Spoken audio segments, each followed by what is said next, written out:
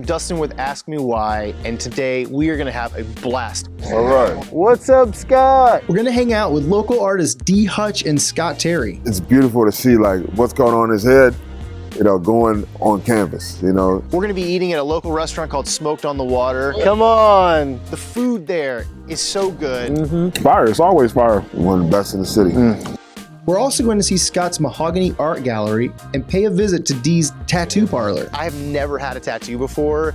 I'm actually a little bit terrified. Make sure you zoom in on the perspiration. Join me as I explore how art and voices for social change come together for the greater good. Now, just a statement of Black humanity now is really drive this point home that we still have so much work to do. We've got another great episode for you, so stick around.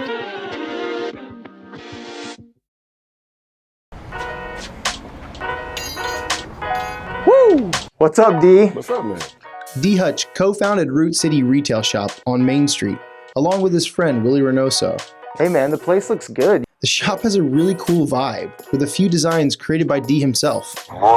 Woo! What up, Scott? We are on our way over to Smoked on the Water. We'll see you there in just a few minutes. How's that sound? Yeah, that sounds great, man.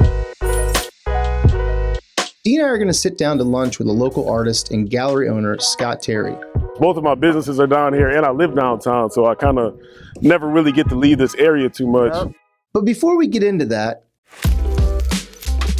This is it. I want to back up a bit and tell you about Dee's other job as a talented tattoo artist at his dad, Darren Hutcherson's studio, Black Hand Tattoo Gallery.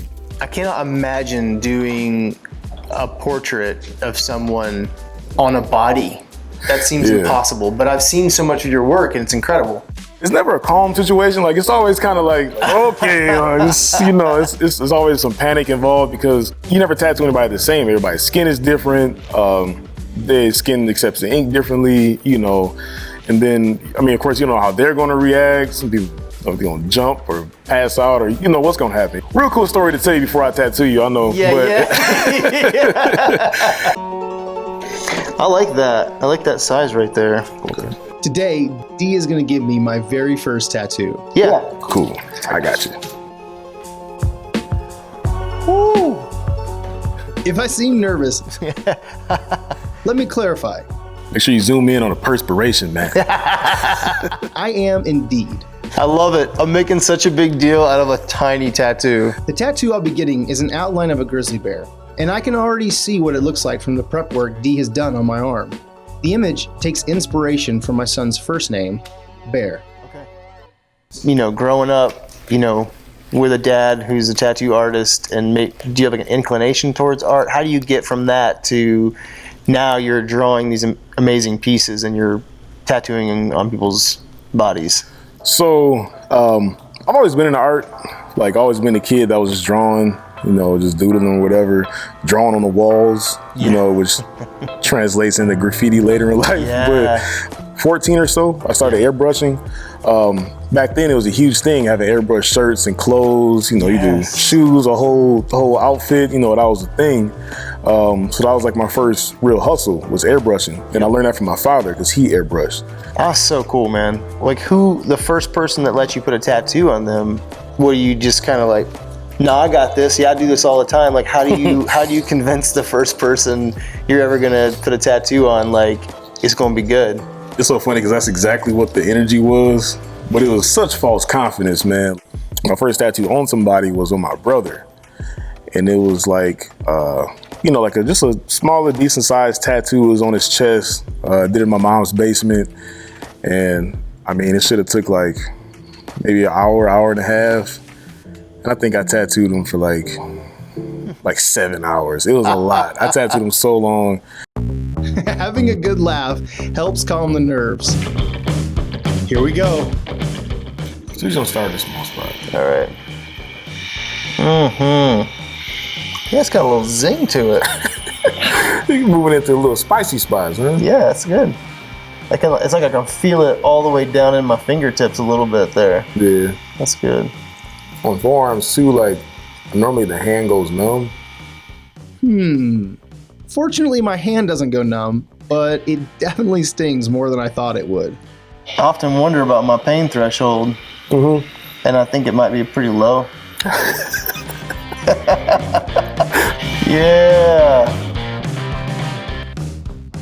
I can just say now, I am so happy that I didn't fill this in. Yeah, dude, that is awesome. Cool. I like the heck out of that. Back in the present, I'm ready for some alfresco dining at Smoked on the Water. Can we get you out here for just a second? Just maybe like set up right in front of this and we'll just do a little quick interview? Yeah, of course. And this is Caleb, the proprietor of this fine waterfront establishment. So have you always been cooking food? Is this your thing to grow up cooking? Like why did you decide to start a hot dog stand and then turn it into this? No, I didn't always grow up cooking food. Actually, I can't really cook worth a damn. But I always wanted to be like an entrepreneur, and I just kind of seen the market for the hot dog carts. And I got a good crew too, so they take care of things. All right, well, we're looking forward to trying your menu and seeing like how good somebody's doing back in there. Yeah. Well, that's okay. All I want to do is make the best of my whole day. Smoked on the Water has live music during the summer and also hosts one of the area's coolest events, the annual Origins of Hip Hop Festival, We can be friends if you want. where visitors can get hands-on with the crafts of DJing, MCing, graffiti art, and dancing. Hey, tell me what you want to do. We could just laugh if you want to. Late nights on the stars if you want to. We could just kiss if you want to. Hey, tell me what you want to do. It's like the story of my life. Best friend. What's up, Scott? This is the Venerable Scott Terry, local artist and owner of Mahogany Gallery. I recently attended an art opening there for artist Rosie Petrie, and I figured, why not get a little dressed up? Man, Dustan came to the open with a blazer. I was like, man, I need to level my game up, man. I just had a t-shirt in my neck. I can't wait to tell you more about Scott. But first, Come on. Caleb's bringing over 2 trays filled with amazing looking Chicago dogs, roast beef sandwiches, and wings. Fire. It's always fire. One of the best in the city. So good. The bottom gets soggy. That's important. The wind coming off the lake, and then like you got these hot like seasoned wings. Yeah. It just hit different. Eat them down here for some reason.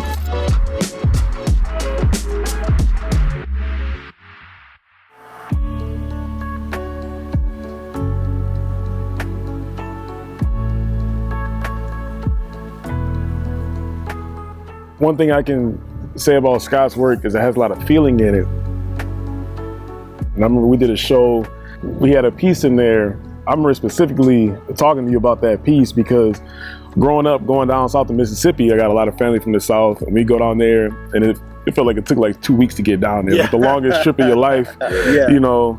And you as you get older, you appreciate little things. Like I remember just how quiet it was, just the sound of the insects. But in his picture, like I could hear all those things and like re-experience those things. It's just like a super calming, because it was about, was it your grandfather from the south? Yeah, that piece was about my grandparents, man. That's it's actually called Sylvester Summer. So it resonated the same way with me, and that's why I created it. So also interesting, my grandfather's name is Sylvester also. Oh, nice. Yeah. Nice.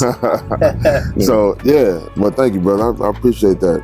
It's beautiful to see like what's going on in his head, going on canvas. It's magical. That's magical. So I always have respect for D and what he does and his creativity. Yeah.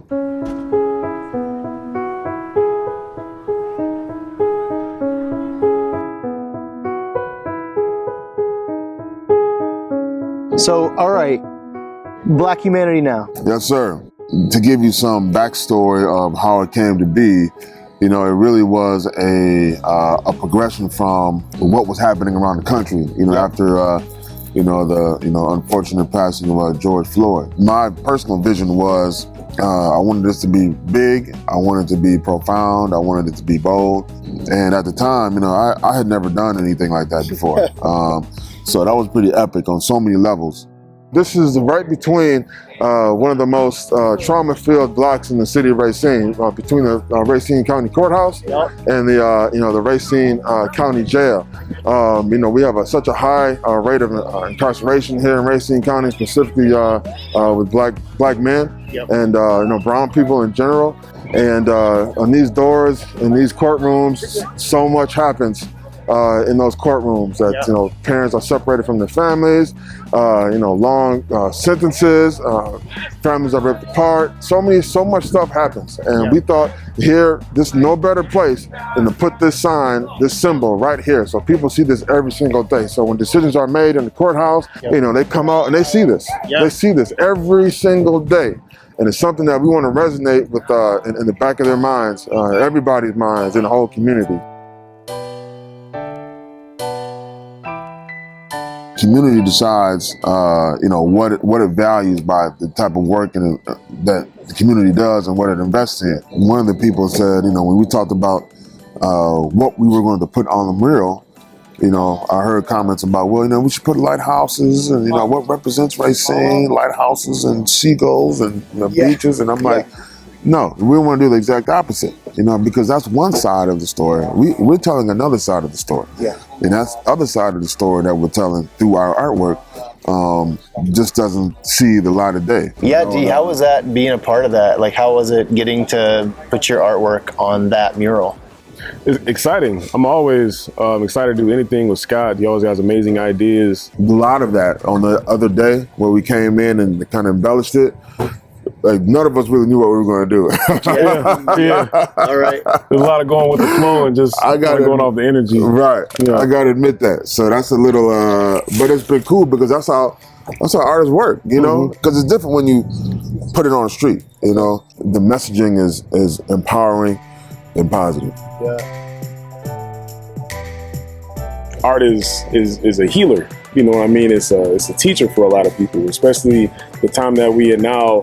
I think historically, art has been the thing that tells history the most, whether it's who was in power or who was oppressed or who was, whatever the thing is, whatever the narrative is, Well, I think one of the things for me is that when I started Ask Me Why I Love Racine, it's hard to be like, man, this city is great, isn't it? Oh, it's just isn't it cool? Look, ask me why I love Racine. Yeah. And a lot of them anyways are things that not everybody has access to, And so I've, along kind of my journey in this, people have said things to me like, I don't love Racine. Racine doesn't love me.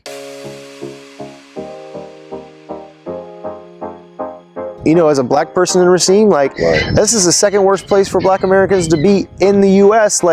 How am I going to be feeling proud about this, If we don't call attention and bring up those issues, then we're doing a disservice. Man, what a pleasure talking with those guys. Everyone has an opportunity to be a game changer in themselves. Yeah.